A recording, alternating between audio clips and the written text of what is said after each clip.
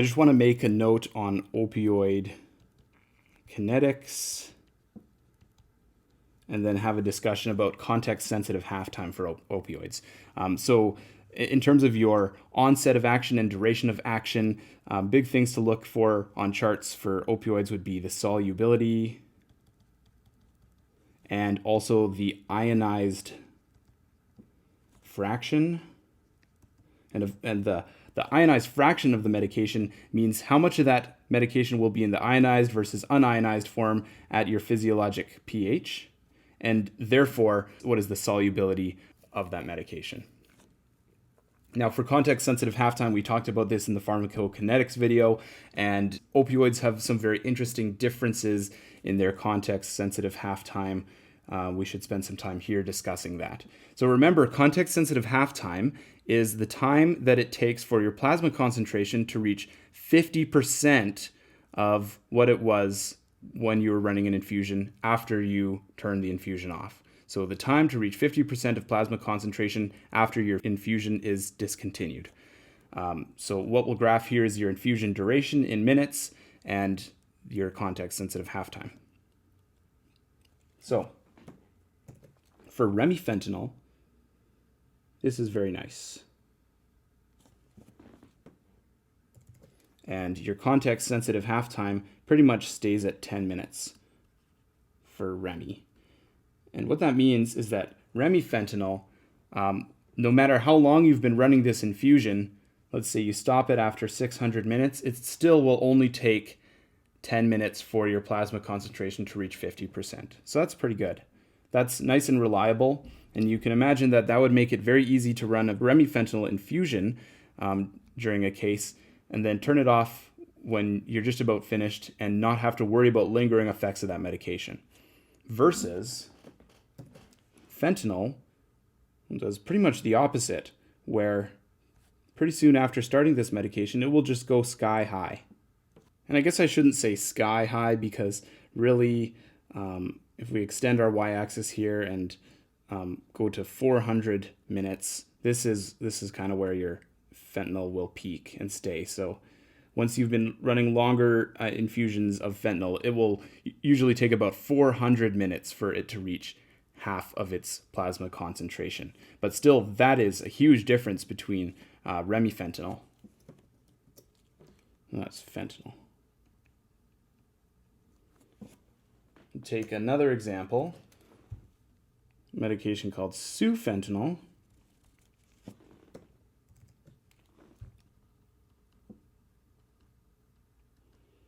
Which has relatively similar properties to fentanyl in terms of pharmacodynamics, but when run as an infusion, it takes much less time to reach 50% of its plasma concentration after discontinuing your infusion that's been running for a long time. So this would seemingly be of more use than fentanyl for running an infusion.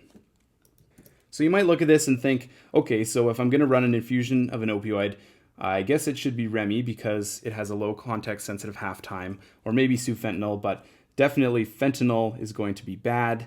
And that may be true as a general rule in the OR, but let's make sure that it's very clear why that's the case and why sometimes it might actually be okay to run a fentanyl infusion. So let's say that this is now just a separate thing, but when you give an opioid to someone, it has different effects. So it can have analgesia as one of the first things that you see from it. And then at some higher dose, you'll have apnea.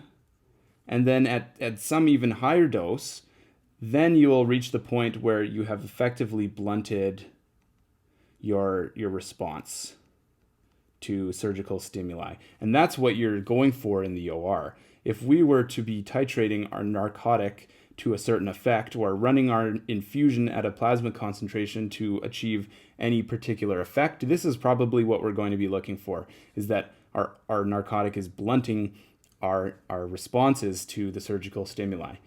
Now, by operating at this high dose, we are also then accepting the fact that the patient is going to be apneic and the patient will have analgesia, which is good. But we're on a ventilator, so the fact that they have apnea is not a big deal. So our plasma concentration is at a level that achieves this high blunted response to stimulation. Now let's think about context-sensitive half-time, which tells us that it will take however many minutes to decrease our plasma concentration to 50%. So now let's take remifentanil as an example here, where we're running it at an infusion to blunt our response to surgical stimuli, and then we're going to stop our infusion about 500 minutes in. So now it's going to take 10 minutes for our plasma concentration to reach half of what it originally started at. So your plasma concentration will fall and it'll go down. And then maybe 10 minutes later, your plasma concentration is just kind of around this apnea zone. So by falling 50%, maybe now we're kind of in the zone where we're not sure if we'll be above this apnea threshold and still not be breathing, or below, and maybe we have a slow respirate or something like that. But we're kind of in this territory 10 minutes after stopping our Remi infusion.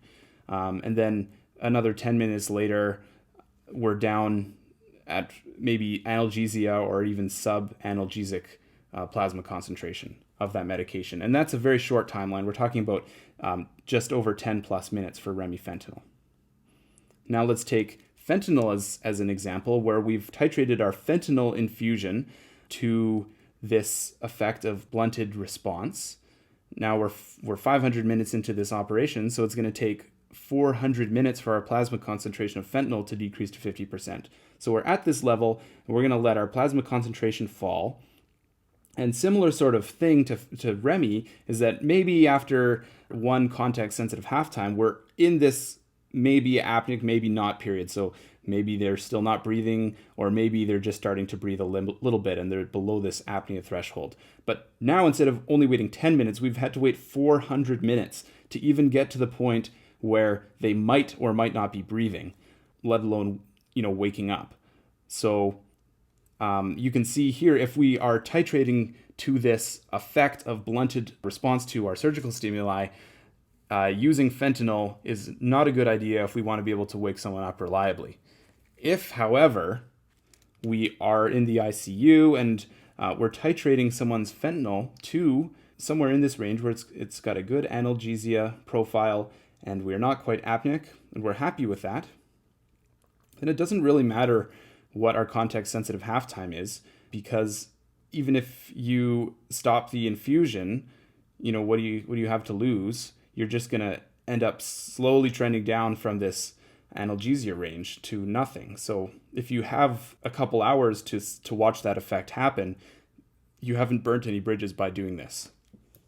The reason running a fentanyl infusion would be bad for us in the OR is we're titrating to this higher level, and then we would just be waiting around for a long time to even get the patient breathing on their own, which of course we need before we can send them out of the OR to the ward.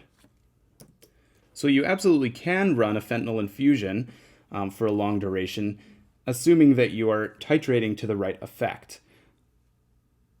Otherwise, if we're using an opioid for a general anesthetic and we're going for blunted response to surgical stimuli, perhaps Remi is a better choice, or sufentanil is a better choice.